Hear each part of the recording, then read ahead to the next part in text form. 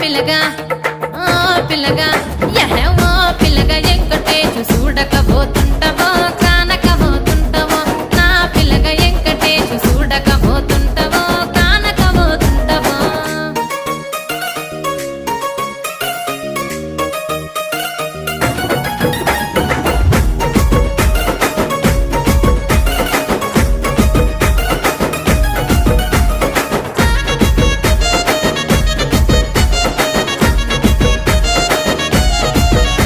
ఓయ్ కండ్లకు కాటుక వెడితే కన్యాకుమారిని